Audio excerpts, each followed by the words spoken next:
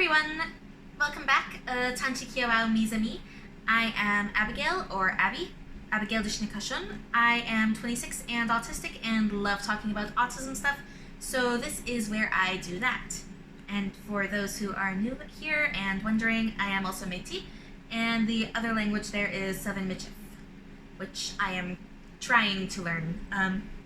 I am back to my Frozen series, finally. And thank you to my friend and fellow autism YouTuber, Adi Jake, for giving me the idea for this particular video. Your comment about Olaf's character arc in Frozen 2 a while back got me thinking, and I had to talk about it, so that is what I am doing now, and yeah. This is going to be almost exclusively Olaf in Frozen 2. I won't really be discussing his appearances and anything else very much, and yes, spoilers for Frozen 2, you have been warned. So this was hard to write a script for because I kept trying to look at his narrative arc, but honestly, I don't think that I can really say that he has a full arc. The beginning of the movie seems to be setting him up for an arc focusing on learning to cope with change, but the end of the movie doesn't really seem to show him having completed an arc around that. When they leave the Enchanted Forest at the end, he doesn't seem fully different. Not sure that's the best word, but it's the one that's coming to mind anyway. He just says that he still doesn't know what the word transformation means. A full arc would traditionally have had the setup, learning the lesson, and being in a different place with a lesson clearly learned at the end. If that makes sense. This may be me nitpicking on how character arcs work as someone who lives for critical analysis. I cannot just sit and enjoy a movie or a show. My degree has ruined me for that.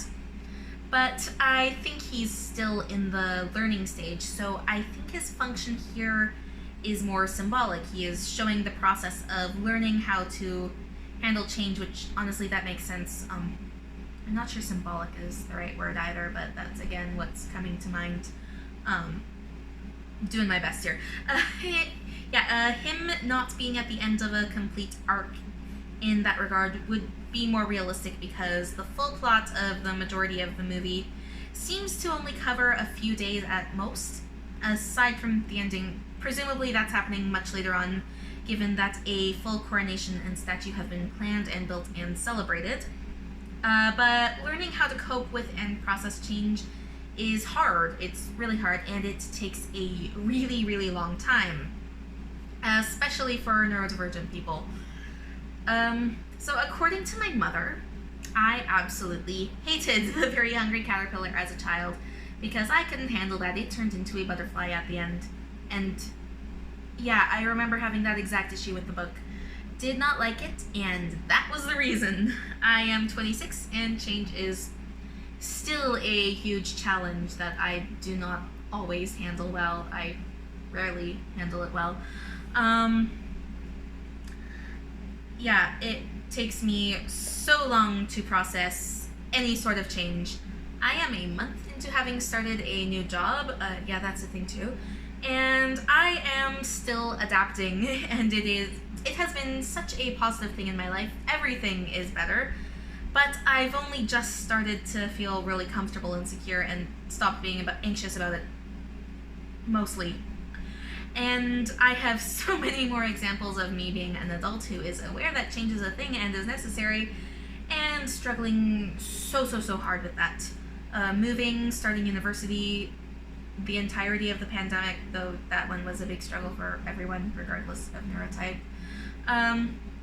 But yeah, there was a lot to relate to in what Olaf was saying throughout the movie. His first few lines about change mocking us with her beauty definitely hit me, and there are more changes coming up for me soon, some of which are very positive and I'm excited about, but I'm also absolutely anxious about because there's so much to organize and plan for. His controlling what you can when things feel out of control is what I try to do to help me cope with change. That's my thought process too. And the song When I Am Older is the funniest thing ever. That is everything that I thought when I was a child, and I was so wrong in so many ways. Well, a lot of things make a lot more sense now that I am older, especially after I finally got my autism diagnosis, but oh boy, is there ever still so much that I just don't get. A lot of things that I thought I would understand as an adult, I do not understand at all. Yeah. In retrospect, there's a lot of stuff from Olaf in the first Frozen that's also relatable too. Like how he'd just say things and no one would know how to react. I do that too. I'll think I have something relevant to contribute and people will just look at me in confusion and turns out that I missed the mark. The "I don't have a skull or bones" line is the one that I'm thinking of in particular right now for that. I have been in that exact situation. Well, I didn't say I don't have a skull or bones, but basically same sort of situation. It's been a long time since I last saw Frozen Fever, and I still have yet to watch Olaf's Frozen Adventure. Plus, I finished this script while tired and processing a lot of stuff that I'm not going to get into, so that's all I've got right now for Olaf. He is not a character that I had initially planned on analyzing through a neurodivergent lens, but he does fit pretty well after thinking about it, so thank you again to Adi Jake for giving me the idea.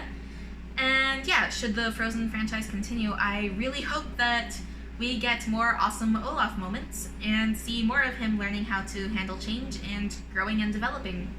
He is a great side character for comic relief, and seeing him get something of a full, clear narrative arc would be pretty cool.